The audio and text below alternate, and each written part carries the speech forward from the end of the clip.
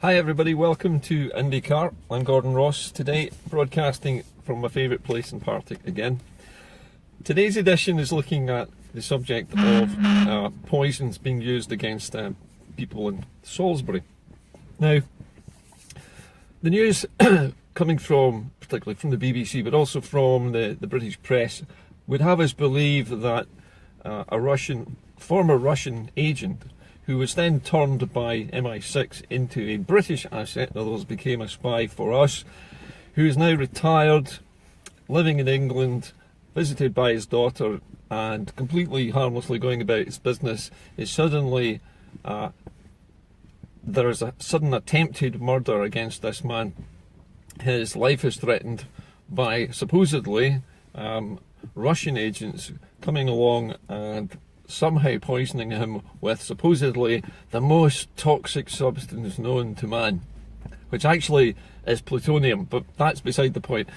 But according to the press, the most toxic substance known to man, a nerve agent as they call it.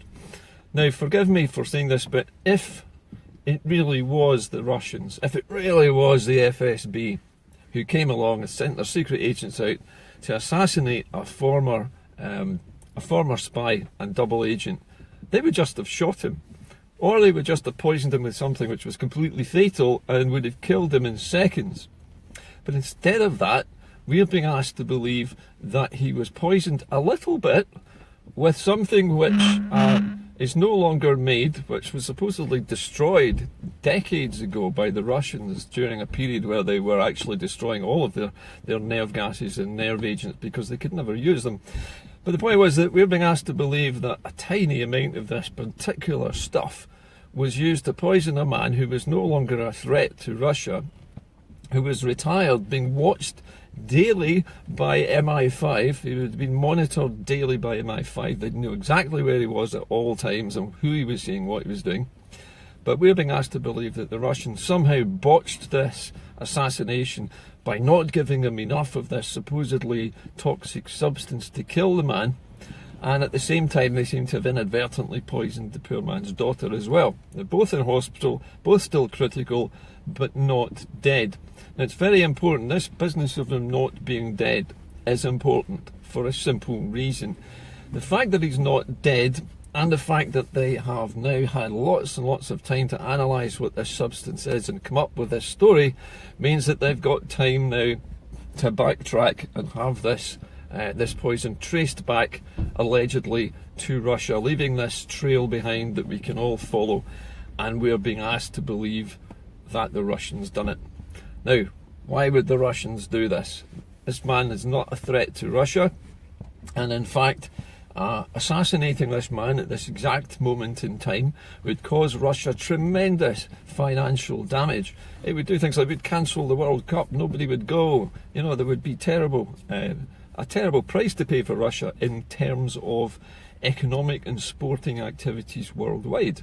So why on earth would the Russians decide at this exact moment in time to shoot themselves in the foot in this way by botching a simple assassination which normally they would have achieved in seconds, either with a gun, a poison dart, or some other means of assassination? They used to be excellent at it, and suddenly now they're not very good at it, and they've botched a poisoning. Well, ask yourself this. Does it sound like it's true to you? Does it sound like a toxin which is so awful and so terrible that one tiny drop of it's fatal can be washed away with a Johnson's baby wipe and some Bold automatic in your washing machine? Frankly, I think the whole thing sounds absolutely preposterous. But yet we see these men in noddy suits. It looked like the extras from Despicable Me had descended upon Salisbury. Salisbury, a mere 8 miles away from Portondown, which is Britain's biological germ warfare development centre. Bit of a coincidence, that. But why? Why is it happening now?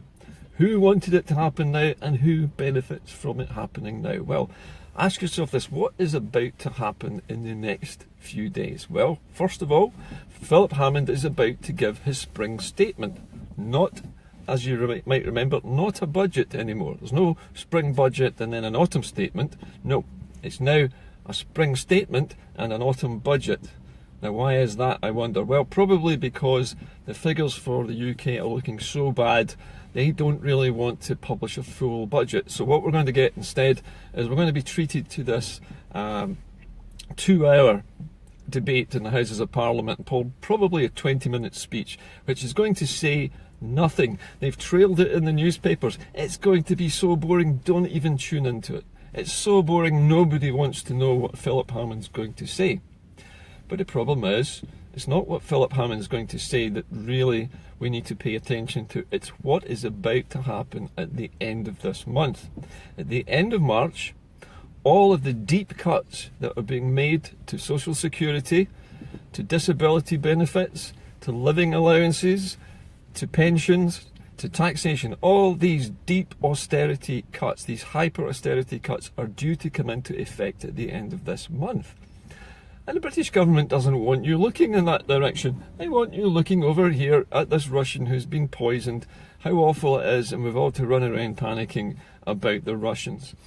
There is one other payoff, obviously, for the British state in this, which is, and it's already happened, a Labour MP has already stood up in the House of Commons and demanded that the Russian state television network be shut down in the UK. Why? What's the Russian state television network got to do with the poisoning? Absolutely sod all. RT, Russia Today, is also coincidentally the channel which hosts Alex Salmond's chat show.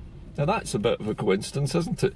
Just at the point where we might need to have Alex Salmond on television in the next few months, what do you know? The British government finds a reason to shut down RT and take away its broadcasting licence. It's all fantastically convenient, and all of these coincidences are all mounting up, aren't they? So many coincidences, in fact, that this whole poisoning episode is beginning to look like what it really is, which is a conjuring trick, smoke and mirrors.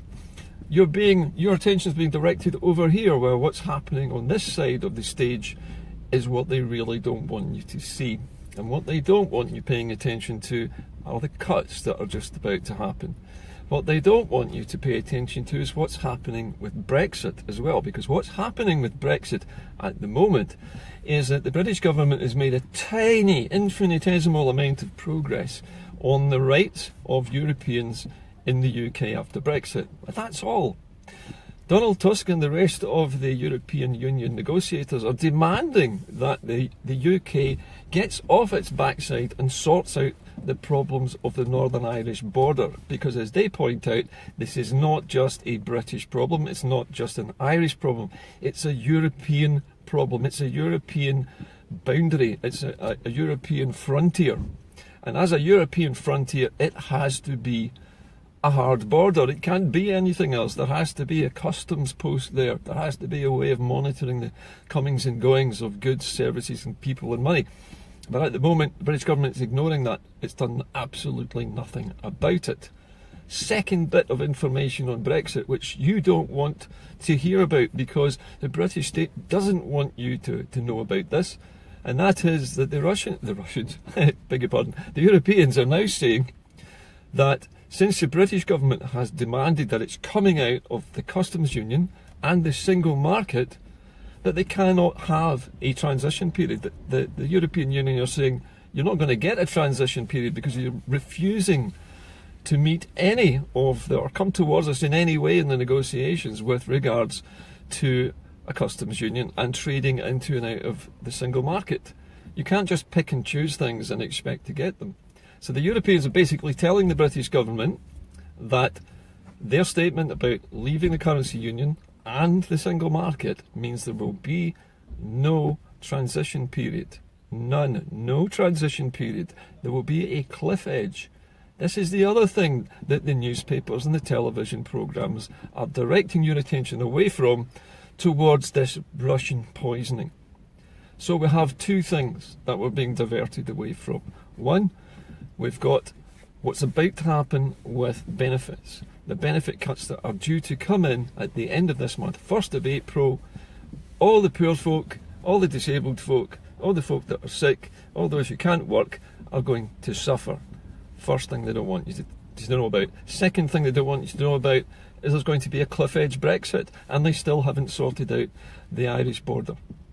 So a lot of misdirection going on, I think it'd be safe to say, with the added bonus of trying to shut down RT and to silence Alex Salmond before any independence referendum can be called. With regards to independence referendums being called, everybody is still wondering about that. But actually, at the moment, the time isn't quite right. There's still some work to be done on the continuity bill at Holyrood to protect our powers, first of all, to make sure that Fluffy Mundell can't get hold of any of these powers, and all the money and effort that he's gone to try and bolster his so-called Scotland office in Edinburgh is going to be wasted, because he's not going to get any of these powers, because we are going to make sure that he doesn't get them. And that's what the Hands Off Our Parliament demonstration is all about as well, which I hope you'll all be going to next week. So that's really it for today. Just have a look at what's coming out of the news and ask yourself one simple question: why are they wanting us to be scared of this at the moment?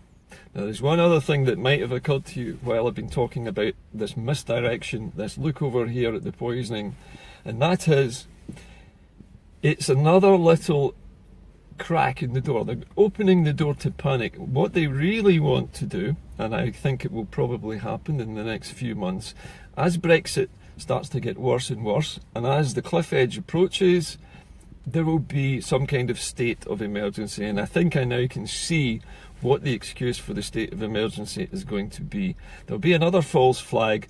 This time it will be some kind of nerve agent. What do you know? You won't be able to smell it, see it, hear it. It will be undetectable by normal human beings, and we're all to be scared of it, and we're all to believe that it's a big crisis. And what do you know? All of the powers of Holyrood will be suspended because of the emergency, and all the normal rules and laws in the United Kingdom will have to be suspended so that the military can move in and make sure that we're safe from this terrible toxin. They've already had 3-4 packages deliberately sent to MPs' offices in Westminster, suspected packages, packages with suspicious contents, which they haven't revealed what the contents are, but they have been looking at them and investigating them. And what do you know? Nobody knows what they are. Are they some kind of toxin? We don't know. So the mystery is being ramped up, the scare tactics being ramped up, the fear level is rising. The whole of this is like an Alfred Hitchcock movie. We're being built up to this crescendo of panic and fear so that they can suspend everything that normally holds society in place. And what do you know? Probably that state of emergency will happen just before Brexit is about to implode, and Brexit will be cancelled because of the threat. And we'll have to have another referendum later, and what do you know? That referendum will be lost and Britain will be safe and back in the European Union. So, a lot of stuff going on today. These are my thoughts, obviously, but if you put the pieces together, I'm sure you can actually make your own minds up about what's really happening.